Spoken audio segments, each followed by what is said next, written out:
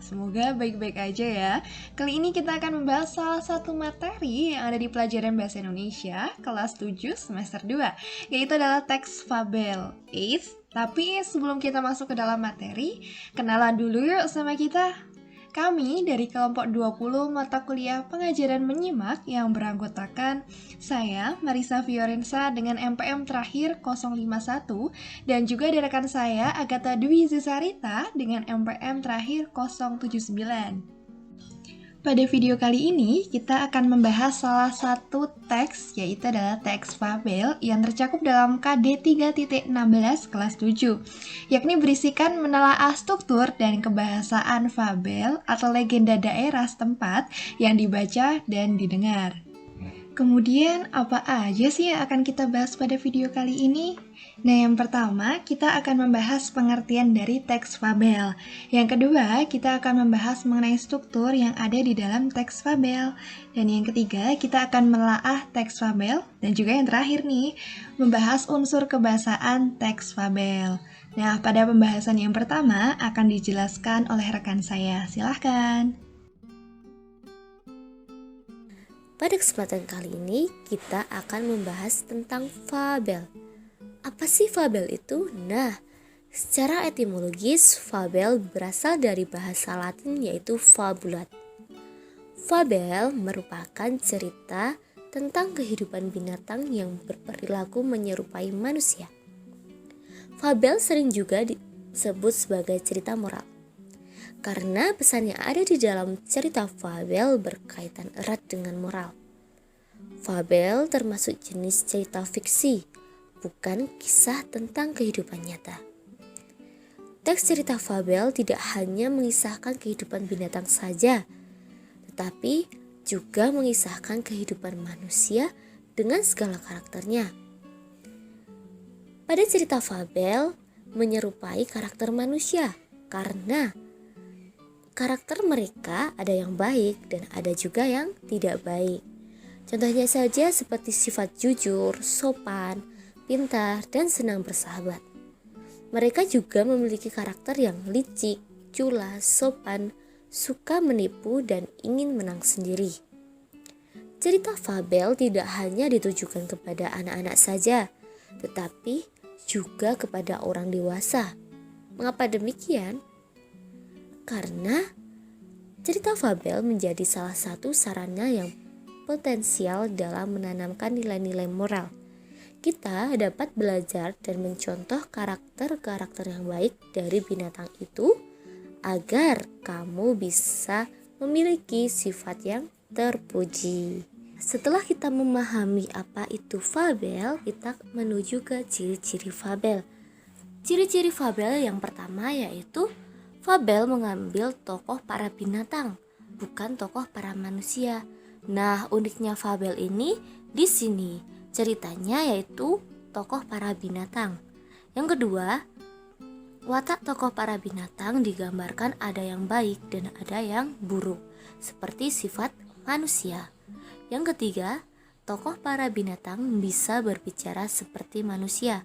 Jadi ceritanya itu layaknya kehidupan manusia, namun tokohnya para binatang.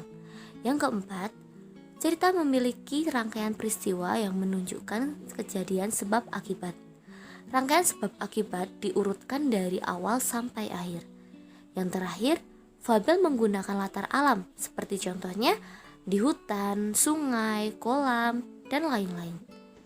Nah, setelah kita tahu apa itu teks fabel, pastinya kita harus tahu juga apa saja struktur yang membangun teks fabel.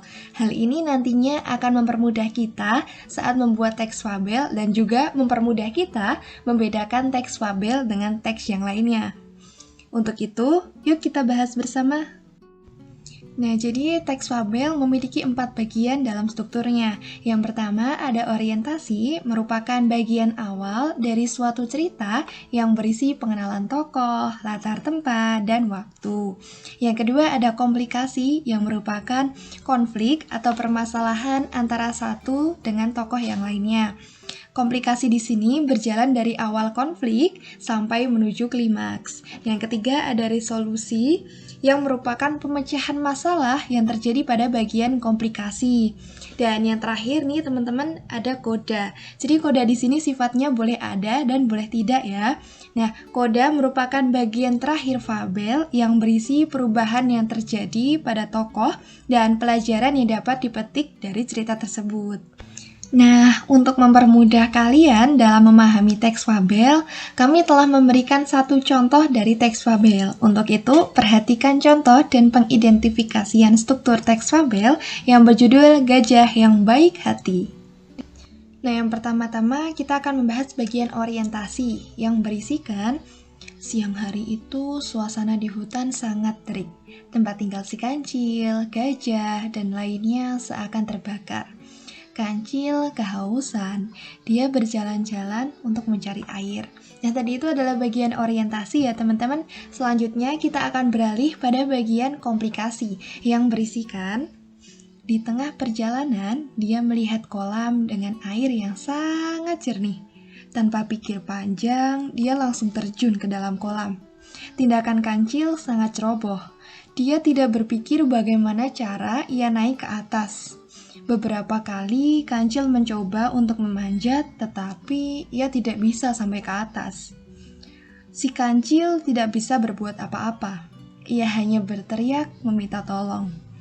Teriakan si Kancil ternyata terdengar oleh si gajah yang kebetulan melewati tempat itu. "Hai, siapa yang ada di kolam itu?" "Aku, si Kancil sahabatmu." Kancil terdiam sesaat mencari akal agar gajah mau menolongnya. "Tolong aku mengangkat ikan ini." "Yang benar, kau mendapat ikan." "Benar-benar, aku mendapat ikan yang sangat besar." Selanjutnya kita masih berada pada bagian komplikasi, tetapi di sini komplikasinya menuju klimaks ya teman-teman. Jadi di sini berisikan gajah berpikir sejenak, bisa saja ia turun ke bawah dengan mudah, tetapi bagaimana jika naiknya nanti? "Kau mau memanfaatkanku ya, Cil? Kau akan menipuku untuk kepentingan dan keselamatanmu sendiri?" tanya gajah. Kancil hanya terdiam. "Sekali-kali kamu harus diberi pelajaran," kata gajah sambil meninggalkan tempat itu. Gajah tidak mendengarkan teriakan Kancil. Kancil mulai putus asa. Semakin lama berada di tempat itu, Kancil mulai merasa kedinginan. Hingga menjelang sore tidak ada seekor binatang yang mendengarkan teriakannya. "Aduh, gawat, aku benar-benar akan kaku di tempat ini." Dia berpikir, apa ini karma karena dia sering menjahili teman-temannya. Nah, sekarang kita akan beralih ke bagian resolusi ya teman-teman, yang berisikan tidak lama tiba-tiba gajah muncul lagi. Kancil meminta tolong kembali. "Bagaimana, Cil?" "Tolong aku berjanji tidak akan iseng lagi." "Janji?" Gajah menekankan. "Sekarang, apakah kamu sudah sadar dan akan berjanji tidak akan menipu, jahil, iseng, dan perbuatan yang merugikan binatang lain?" "Benar, Pak Gajah, saya benar-benar berjanji." Gajah menjulurkan belalainya yang panjang untuk menangkap Kancil dan mengangkatnya ke atas. Begitu sampai di atas, Kancil berkata, "Terima kasih Pak Gajah, saya tidak akan pernah melupakan kebaikanmu ini." Nah, untuk selanjutnya kita beralih ke bagian koda ya teman-teman. Nah, di koda ini berisikan, sejak itu Kancil menjadi binatang yang sangat baik. Ia tidak lagi berbuat iseng seperti yang pernah ia lakukan pada beruang dan binatang-binatang yang lainnya. Memang kita harus berhati-hati kalau bertindak. Jika tidak berhati-hati akan celaka. Dan jika kita hati-hati, kita akan selamat, bahkan bisa menyelamatkan orang lain. Setelah tadi teman-teman menyimak teks fabel Gajah yang Baik, sekarang saatnya kita membahas apa saja ciri tiap struktur teks fabel. Yang pertama, orientasi, berisi pengenalan tokoh, latar, dan juga watak tokoh. Yang kedua, ada komplikasi nih, yang berisi hubungan sebab akibat, yang berisi konflik atau permasalahan yang mulai muncul antara satu tokoh dengan tokoh yang lain. Kemudian, komplikasi juga bercirikan bagian konflik yang semula biasa menuju sampai puncak konflik yang kerap kali disebut sebagai klimaks. Nah, ada juga nih resolusi yang bercirikan bagian yang berisi penyelesaian masalah. Nah, yang terakhir disebut sebagai koda. Koda bercirikan nilai moral yang diungkapkan pengarang secara implisit pada akhir cerita. Koda sendiri sifatnya boleh ada dan boleh tidak ya. Nah, setelah kita memahami ciri-ciri fabel, tak ada salahnya kan kita juga membahas tentang macam kebahasaan pada fabel, agar kita memahami lebih dalam apa itu fabel. Oke, macam kebahasaan yang pertama yaitu penggunaan sinonim dan antonim. Sinonim adalah persamaan atau padanan kata, sedangkan antonim adalah menerangkan kebalikan makna suatu kata atau yang biasa kita sebut sebagai apa? Benar sekali, sebagai lawan kata. Contoh dari sinonim yaitu hari ini Sharky si ikan hiu sedang malas makan. Ia meninggalkan saudaranya Bully yang sedang asik menyantap seekor tuna muda. Baik, di sini arti dari kata makan dan menyantap adalah hal yang sama, yaitu sama-sama memakan sesuatu. Oke, kita menuju ke contoh dari antonim. Luminar adalah seorang pria yang sangat cantik dan baik hati. Ia mempunyai seorang saudara kandung yang buruk rupa bernama Hana. Macam kebahasaan yang kedua yaitu penggunaan kalimat langsung. Nah, apa sih kalimat langsung itu? Kalimat langsung adalah sebuah kalimat yang merupakan hasil kutipan langsung dari pembicaraan seseorang yang sama persis seperti yang dikatakannya. Terus cirinya apa? Ciri kalimat langsung yaitu kalimat langsung harus ditandai dengan tanda petik 2. Kalimat langsung juga harus diawali dengan huruf kapital atau huruf besar. Kemudian kalimat langsung dan kalimat pengiring harus dipisahkan dengan tanda koma. Yang keempat, kalimat langsung yang berupa dialog berurutan harus menggunakan tanda baca titik 2 di depan kalimat langsung. Oke, terakhir, cara membaca pada kalimat langsung intonasinya harus sedikit ditekan. Contohnya seperti apa? Nah, contohnya itu gini. Tiba-tiba ikan itu berbicara, "Petani, tolong kembalikanlah aku ke air. Aku masih ingin hidup," pinta ikan. Macam kebahasaan yang ketiga yaitu penggunaan kata seru. Nah, kata seru ini tidak bisa digunakan tanpa bantuan tanda koma. Tanda koma dipakai untuk memisahkan kata seru seperti oh, ya, wah, aduh, kasihan, dan kata lain yang terdapat di dalam kalimat. Catat ya, di dalam kalimat. Nah, contoh penggunaan kata seru seperti ini. Petik 2, oh, koma, ya, koma, petani, tanda seru. Bacanya gini. Oh ya petani, ada satu syarat yang tidak boleh kau langgar. Jika nanti kita mempunyai anak, jangan pernah memberitahu bahwa dia adalah keturunan ikan. Macam kebahasaan yang keempat yaitu penggunaan kata sandang. Nah, apa sih kata sandang itu? Kata sandang berfungsi menentukan kata benda dan kata sifat.